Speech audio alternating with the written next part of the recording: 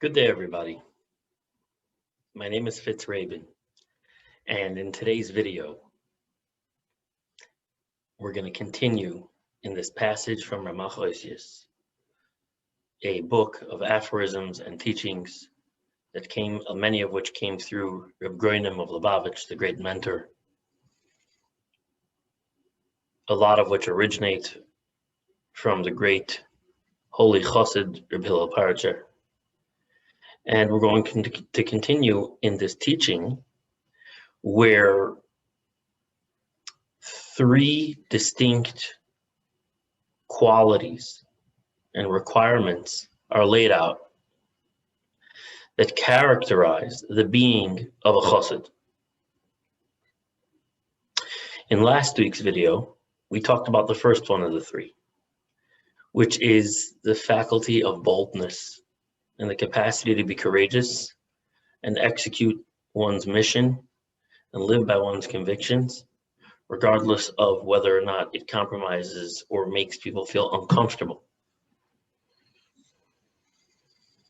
Today, we will talk about the second one, which I've highlighted here, sheyuchal lakachas. Literally translated, this means he's able to take. What does this mean? So I'll be honest with you, I have an interpretation and an understanding of this. And there are also other versions of this teaching that have slightly different wording. So I'll offer you both, and I'll let you choose. My understanding of sheyuchal lakachas, the capacity to take, is as follows. Sometimes there are people that are amazing at giving. They're amazing at projecting themselves in any given circumstance. They're unafraid, they're unabashed, they're not concerned about whether or not they look good. They're really just focused on getting the job done. They're bold, they're courageous. And sometimes this kind of personality can also be very controlling and smothering because they're always on the giving end, they're always the benefactor. And so there's a certain airtightness, a certain impenetrability about them. Always being the giver, always being the benefactor, always projecting outwards. They never betray or expose or show their humanity, their vulnerability, and their need for love, their need for connection, their need for other people. They're always meeting the needs of others, but there's no opening for them to receive, for them to take if they are given something, because they're uncomfortable with their own neediness. They're uncomfortable with their own humanity. See, sometimes when a person is just very bold and strong and courageous, it's a cover-up. They can't bear the fact that they have needs. They can't bear the fact that they need other people, that they need connection, that they need love, that they need trust. So they try to distance themselves from their own humanity by always being a giver, always projecting out, always being the benefactor. Sheyuchal lakachas means not only does a person have a capacity to project, to be bold, to be courageous, but the person also has the capacity to be tender, to be soft, to be open, to be receiving, and to be accepting and to be taking. Sometimes we're given a compliment, right? We do something good, someone compliments us, and we're like, no, it's okay, it's not. That's a struggle that we have, lakachas, to take into us accolades, praise, and affirmation. It feels uncomfortable to receive into us someone else's praise. Sometimes someone will offer us a favor, even something as silly as, I don't know if that ever happened to you, but I remember this happening to me. I'll be in someone's house, I'll be a guest, and the woman of the house or the man of the house will offer me some food. And I, no, thank. Really, I do want it, right? I'm just feel ashamed of the fact that I have this need and need to come onto the other person. I feel ashamed of the fact that I have, a desire for that. So I shun it and I deny it. Yuchol Lakachas means a person is able to take what they're offered. They're able to be comfortable with their humanity. They're able to be comfortable with their neediness. And they're able to take from others when it's appropriate and when they're being given something. When you have both of these two together, you have a very fully developed human being. A human being that is able to project powerfully, courageously, and boldly into the world without regard, and certainly without making the highest value, whether or not he looks good to other people or whether or not other people are pleased with him. And at the same time, it can also go the other way and be tender, be vulnerable, and be open to his own neediness, to his own fallibility, to his own frailty as a human being, and accept into him and take when he's given the things that he needs. And so these two together make for a very wholesome person,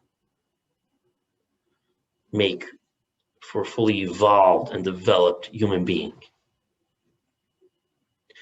So that's my idea on Sheyuchol Lakachas.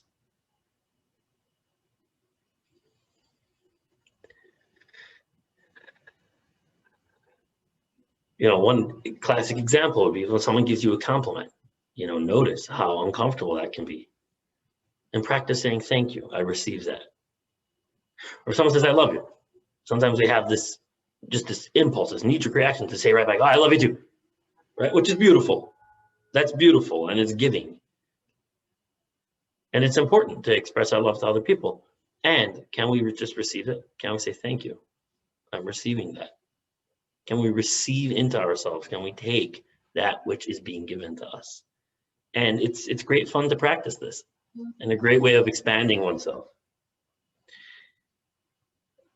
There is another version of this teaching where it actually reads, there's an extra word in there, and it actually reads as Sheyuchal Lokachas Mashke, that the person is able to take whiskey, meaning that a person has the capacity to drink. So what does that mean? Why would it be so essential for the beingness of a chassid to have the capacity to drink vodka or whiskey or whatever? I think it's important to distinguish what the true intention is behind that, especially because the Rebbe of our generation is not fond of us engaging and indulging in too much strong alcoholic beverages. And we don't live in the culture of Russia, where that was just a very culturally common practice. So it's worthwhile to think deeply and really distill, what's that about? What is the true intention of this capacity to drink, so that we can embody that today without necessarily having to drink a lot, but to understand what the intention of that is. So I think the intention of that is, when a person drinks, they sometimes lose control over their persona, over their identity, and over their cerebral, mental control. Usually when we're sober, we're very mental, we use our minds a lot, we're analytical, and this gives us a sense of control over our reality and over our existence. When someone drinks, it's a loosening of the grip on that. A person can say silly things. A person can do silly things. A person can just lose that sense of control over the ordinary identity that they like to project out. And that seems to be the essence of that teaching, that a person needs to have the capacity to drink. If someone is bold and courageous, but they never have the capacity to let their guard down, they don't have the capacity to let go, they don't have the capacity to loosen up on the way in which they project, on the way in which they express and on their identity and the way people perceive them, it's a limitation.